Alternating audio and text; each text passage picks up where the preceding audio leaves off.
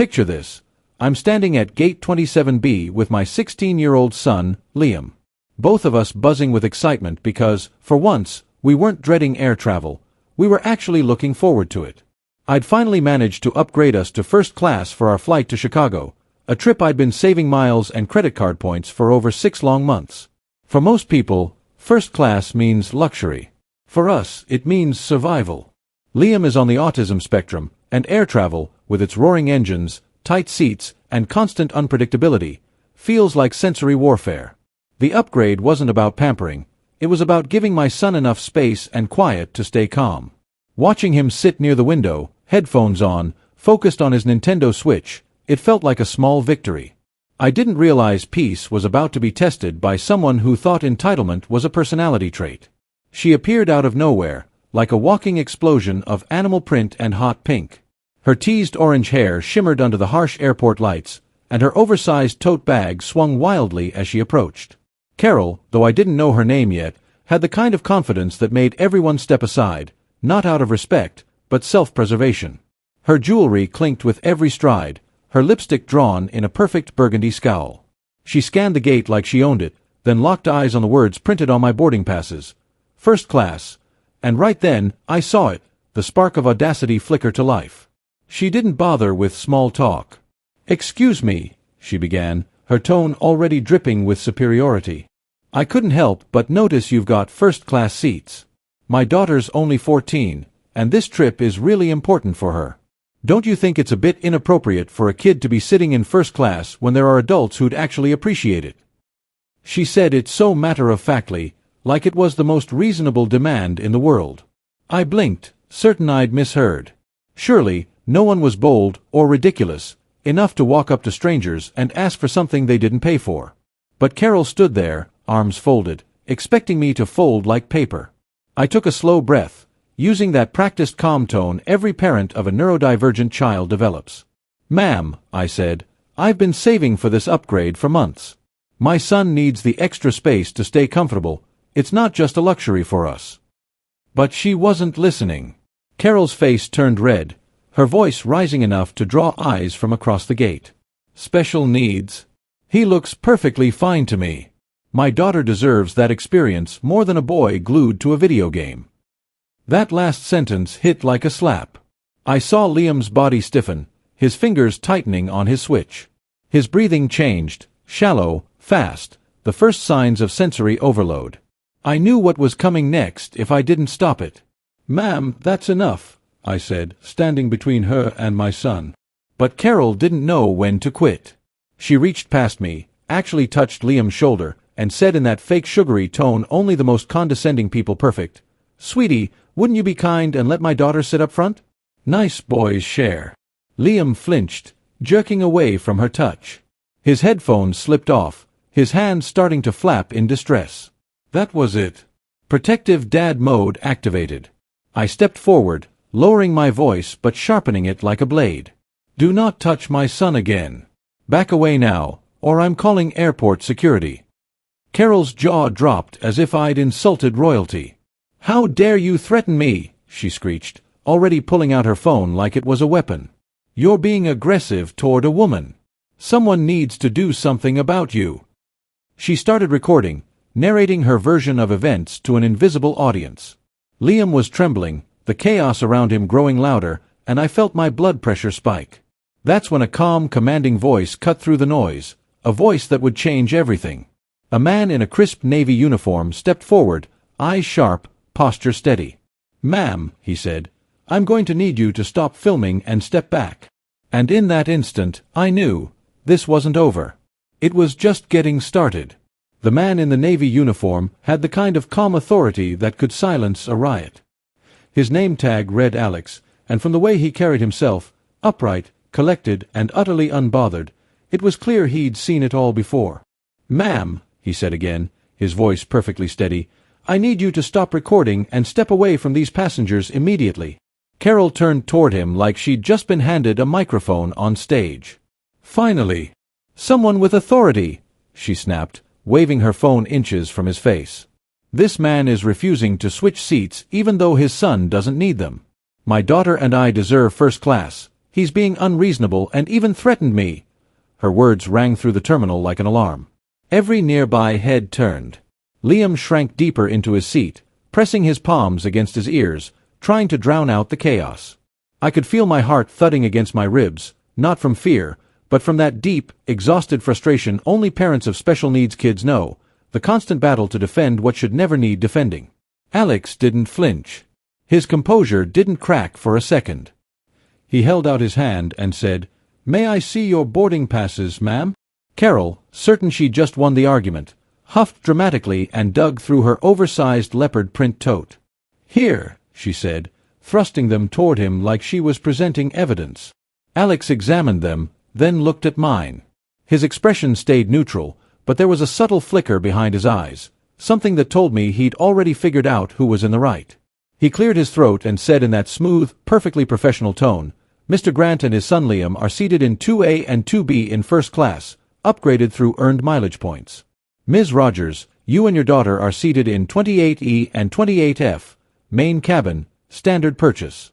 Airline policy states assigned seats are non-transferable without staff authorization, and passengers cannot demand exchanges from others." The entire gate area went still. I could practically feel the tension hum in the air as Alex continued, "You have no grounds to request their seats, and this conversation is over." Carol's jaw worked furiously. "But his son doesn't even need first class. He's sitting there playing games." "My daughter," Alex raised one hand, cutting her off mid-sentence. "Furthermore," he said, his voice dropping to a firm edge, "I witnessed you touch a minor passenger without parental consent, raise your voice in a threatening manner, and record other passengers without permission. That behavior violates both FAA safety rules and airline conduct policies." If looks could kill, Carol's glare would have burned a hole straight through me. Her lipstick-twisted mouth opened and closed as if searching for a way to claw her dignity back, but Alex wasn't giving her space to breathe. "Ma'am," he continued, "you can choose to return to your assigned seats quietly, or we can proceed with security intervention and possible flight denial. I suggest you decide now." You could have heard a pin drop in that gate area. A few people nearby were filming now, not to mock, but because justice, when it's calm and precise, is satisfying to watch. Carol's confidence cracked. The bright pink drained from her cheeks as she looked around and realized she'd lost her audience's sympathy. Her daughter, poor kid, was sitting 20 feet away, trying to disappear into her hoodie.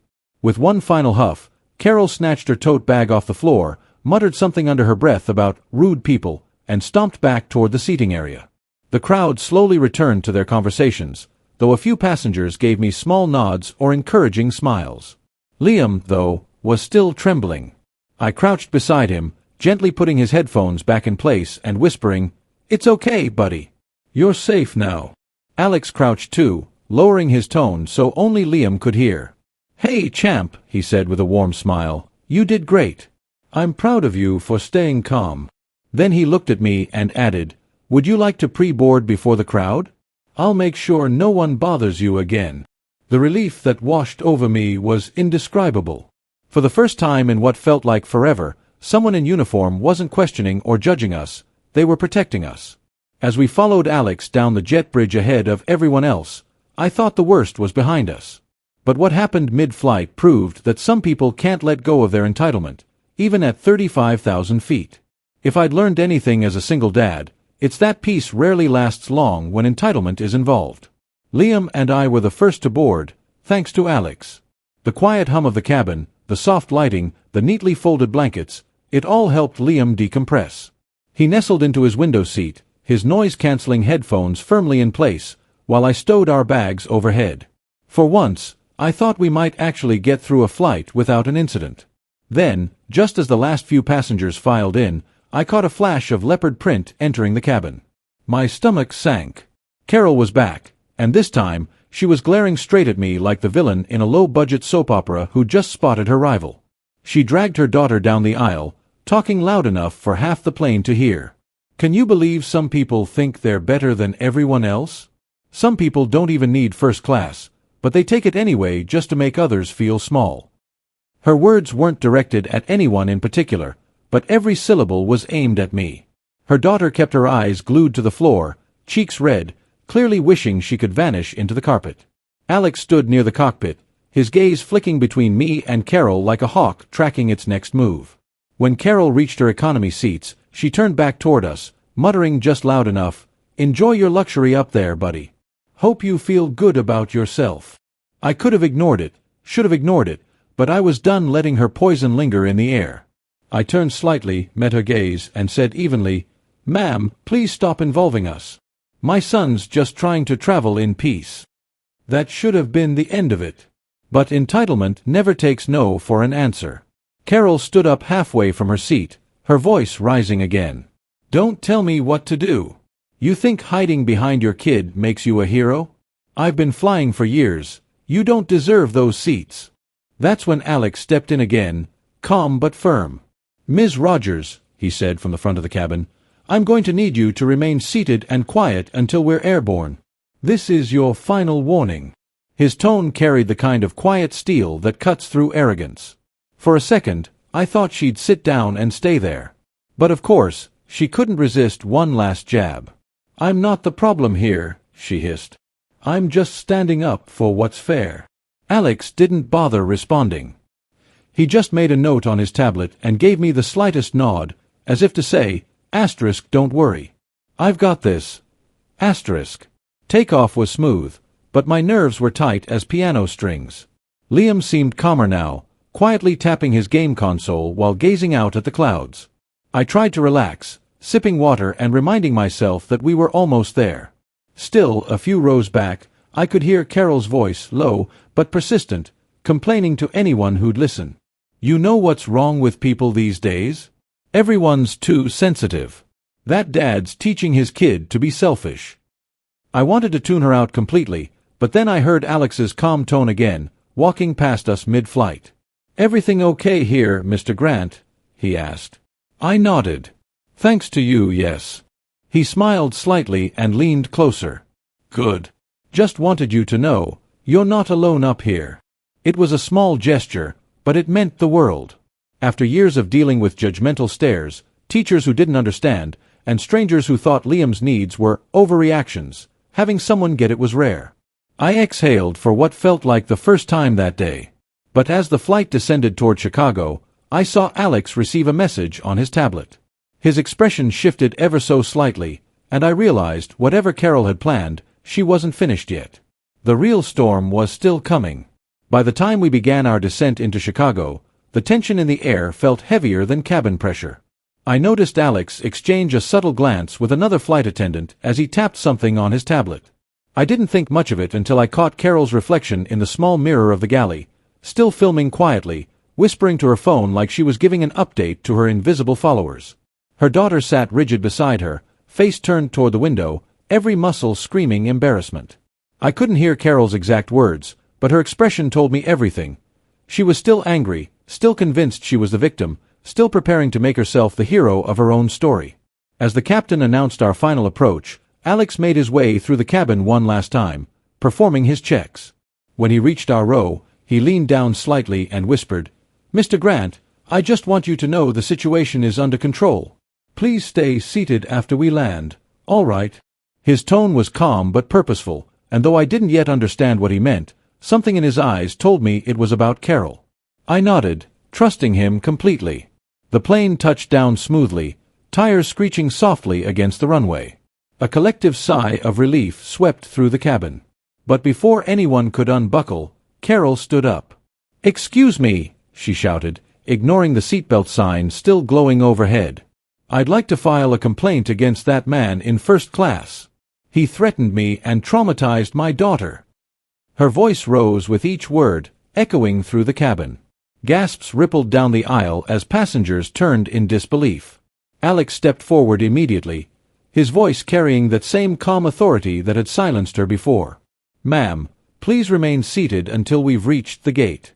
You've already been cautioned multiple times about your behavior. Continuing this conduct could result in removal from the flight and further disciplinary action." Carol's face went crimson. "You can't talk to me like that. I'm a paying customer," she shouted, her phone still recording. "This airline will be hearing from my lawyer." Alex didn't even blink. "You're absolutely welcome to contact our customer relations team once we deplane. In the meantime, this is your final warning. Sit down. There was a long, thick silence. For the first time, Carol seemed to realize no one was on her side. Even her daughter whispered, "Mom, please stop." That single plea broke whatever performance she had left. She sank back into her seat, muttering under her breath, her eyes darting anywhere but forward. A few minutes later, we rolled to a stop at the gate. Alex took the intercom and, in his steady professional tone, addressed the entire cabin. "Ladies and gentlemen, thank you for flying with us today.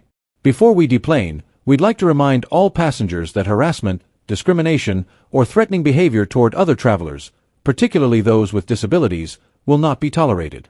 Such actions can result in flight bans or legal consequences. Thank you to everyone who helped make this flight a respectful and safe experience." The message landed like a thunderclap.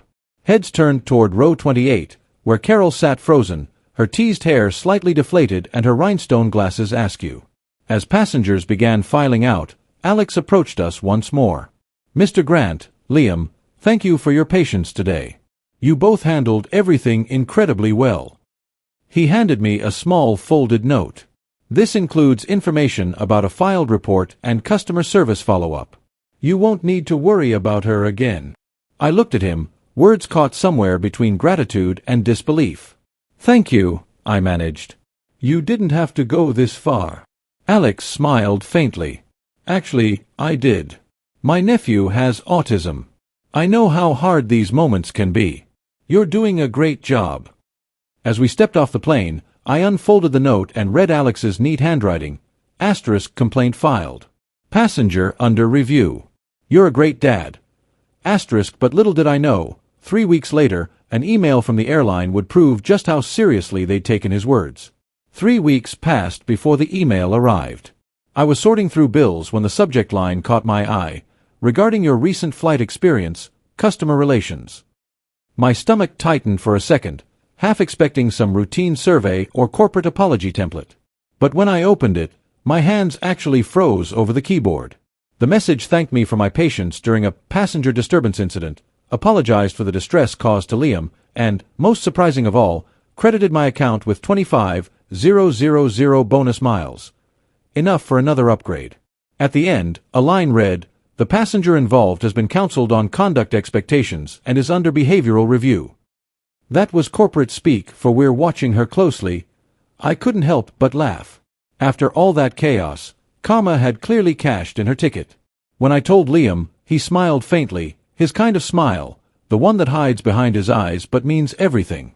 "So, we can fly again soon?" he asked. "Yeah, buddy," I said. "And next time, we'll pick another window seat. Maybe somewhere with mountains." It hit me then how big that moment was. For most people, traveling is routine, even annoying. But for us, it's an act of courage every single time. The planning, the noise, the stairs, it all adds up. Yet, Liam still wanted to fly again. Despite everything that happened, he remembered the calm, the safety he felt when Alex stepped in, when someone finally treated him like he belonged. I ended up sharing the story in an autism parent support group I'm part of. What I didn't expect was the flood of messages that followed. Dozens of parents wrote back with similar experiences. Strangers questioning their kids' needs, demanding they just deal with it, or assuming invisible disabilities aren't real because they can't see them. Reading their words was both comforting and infuriating. Comforting because I wasn't alone. Infuriating because so many families still fight this same battle for empathy every single day. Carol's outburst wasn't rare, it was just the loudest echo of a bigger problem. Invisible disabilities challenge people's assumptions. To the untrained eye, Liam looks like any teenage boy playing games, laughing at bad puns, and daydreaming about clouds. But what they don't see is the work behind that calm, the practiced routines, the careful control over sensory overload, the bravery it takes just to exist in a world that's too loud and too fast. That first-class seat wasn't luxury, it was a form of safety. A place where Liam could finally breathe. People like Carol will never understand that comfort isn't always indulgence, it's sometimes necessity. And entitlement, dressed up as fairness, is still just selfishness with lipstick. Since that flight, we've traveled 3 more times. Each time, I book first class without hesitation or guilt. Each time, I remember Alex's steady voice, his quiet protection, and that simple note, "You're a great dad." It's strange how one stranger's kindness can rewrite years of judgment. There's still ignorance in the world, but there's also compassion. Real, grounded compassion that steps up when it matters. And that's what I hold on to. Because the truth is, people like Liam don't need pity. They need understanding, space, and a world that recognizes their struggles even when they're invisible. So, the next time you see someone who looks fine, but asks for accommodation, remember this flight, remember Liam.